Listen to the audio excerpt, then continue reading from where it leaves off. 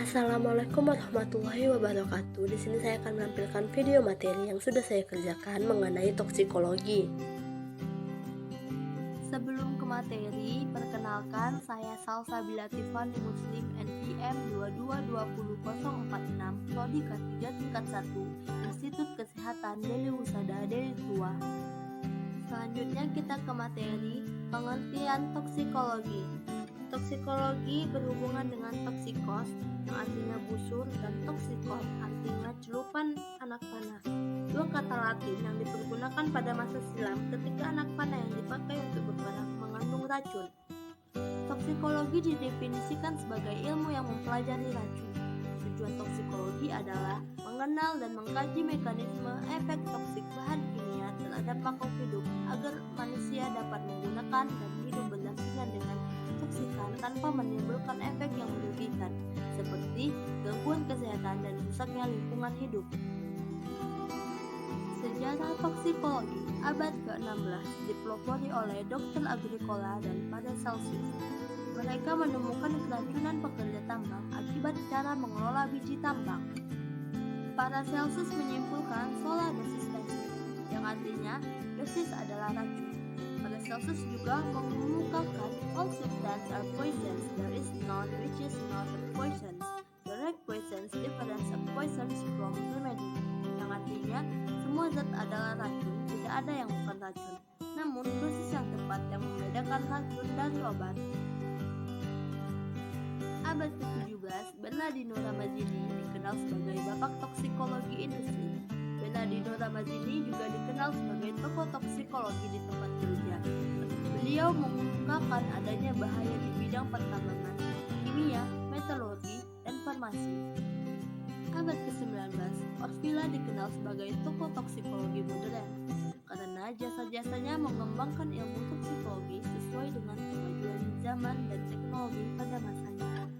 Orfila juga menulis mengenai hubungan sistematika suatu informasi kimia dan biologi yang beracun, ruang lingkup dan disertifikasi keilmuan toksikologi. Ruang lingkup toksikologi pada awalnya didasari oleh 3 bidang, yaitu toksikologi deskriptif, toksikologi mekanistik, dan toksikologi regulatori. Dalam perkembangannya, ketiga bidang dasar ini kemudian yang mendasari pemanfaatan data toksikologi untuk kajian risiko dan ditunjang oleh toksikologi informatika. Dua bidang kajian pertama menyajikan informasi tentang mekanisme, toksisitas, dan efek yang ditimbulkan oleh toksikan, sementara tiga berikutnya memanfaatkan dan mengevaluasi informasi yang disajikan untuk kepentingan penggunaan dan pengenalan toksikan. Pertama, toksikologi deskriptif, yaitu mengkaji efek toksik bahan kimia dalam ruang lingkup dosis atau pajanan yang umumnya dilakukan dengan uji toksisitas. Mencakup protokol, data uji toksisitas akut, subakut, atau kronik. Hasil studinya merupakan data toksisitas. Data toksisitas yang dihasilkan dapat digunakan untuk evaluasi keselamatan toksikan sebagai komponen kunci untuk penilaian risiko yang digunakan oleh toksikologi regulatori dalam penetapan peraturan dan berkontribusi dalam pengembangan toksikologi mekanistik melalui pengembangan hipotesis.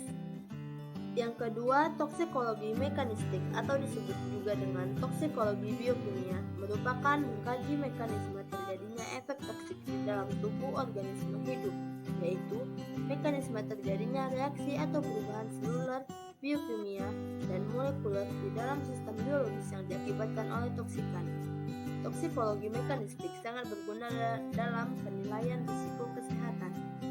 Yang ketiga, toksikologi regulatori mengkaji data yang dikumpulkan dari toksikologi deskriptif, toksikologi mekanistik, dan hasil penelitian lainnya untuk mengambil keputusan tentang penggunaannya serta menentukan batas aman penggunaannya. Walaupun dalam penerapannya melibatkan faktor sosial, ekonomi, dan faktor lainnya. Contohnya, penetapan nilai ambang batas suatu bahan kimia. Yang keempat, toksikologi informatika, yaitu bidang kajiannya mengumpulkan, mengompilasi, menyebarluaskan informasi toksikologi termasuk menganalisis, menginterpretasikan, dan membuat simpulan dari data yang didapat seperti yang dicantumkan dalam lembar keselamatan material atau dikenal dengan Material Safety Dataset atau MSDS. Yang mengkaji besar risiko terjadinya dampak pada populasi yang berpajan toksikan dengan menggunakan hasil studi deskriptif dan mekanistik tentang toksikan dihubungkan dengan tingkat pajanan toksikan. Toksikan pada tempat kerja sangat banyak dan beragam jenis ataupun bentuknya. Berikut beberapa contoh toksikan yang umum di tempat kerja. Yang pertama, logam seperti plumbum, hydranggium atau raksa, kadmium, kromium, kobalt, arsen, aluminium, berilium, nikel, dan mangan. Yang kedua, pelarut atau solvent, misalnya hidrokarbon alifatik, aromatik, alkohol, benzena, dan tulena. Yang ketiga, ada gas, antara lain karbon monoksida, ozon, asam sianida, fosgen, sulfur dioksida, dan oksida nitrogen. Yang keempat, ada pestisida, yaitu organofosfat, organoklorine, karbamat, dan warfarin. Yang kelima, partikel di udara seperti silika dan asbes. Merkuri merupakan salah satu contoh toksikan di tempat kerja pada logam. Air raksa atau merkuri dengan nama Latin hydranggium adalah unsur kimia pada tabel periodik dengan simbol Hg yang memiliki nomor atom 80. Merkuri pertama kali ditemukan oleh seorang ilmuwan muslim bernama Ar-Razi. Jenis-jenis merkuri yang pertama, merkuri elemental, memiliki wujud cairan berwarna abu-abu, tidak berbau, paling mudah menguap, relatif, tidak larut dalam air, dan asam hidroklorida, larut dalam lemak, asam nitrat, dan pertanin. Merkuri elemental dapat ditemukan dalam termometer, tensimeter, amalgam gigi, batu baterai, dan cat. Yang kedua, merkuri inorganik, memiliki wujud kristal putih atau bubuk, bersifat larut dalam air dan alkohol. Merkuri inorganik ini dapat ditemukan pada disinfektan. Yang ketiga, merkuri organik, tidak mudah larut dalam air, mudah larut dalam pelarut organik. Terdapat beberapa bentuk, yaitu metil merkuri dan etil merkuri. Keduanya termasuk bentuk alkil rantai pendek, dijumpai sebagai kontaminan logam di lingkungan. Contohnya, jika makan ikan yang tercemar zat tersebut dapat menyebabkan gangguan neurologis atau sistem saraf dan kongenital atau kelainan bawaan. Dampak merkuri pada kesehatan, yang pertama, terganggunya sistem dan perkembangan saraf pusat dan saraf perifer. Saraf pusat ini berada pada otak, dan saraf perifer yaitu sistem saraf yang menghubungkan semua bagian tubuh dengan sistem saraf pusat. Sistem ini terdiri dari jaringan saraf yang berada di bagian luar otak dan medula spinalis atau sumsum tulang belakang seperti daerah kulit dan indera lainnya. Kedua, yaitu jika terhirup uap merkuri, maka akan menyebabkan efek yang sangat merugikan pada saraf pencernaan, sistem kekebalan tubuh, serta paru-paru, ginjal, dan gangguan mental, serta kelemahan otot yang berakibat akan fatal.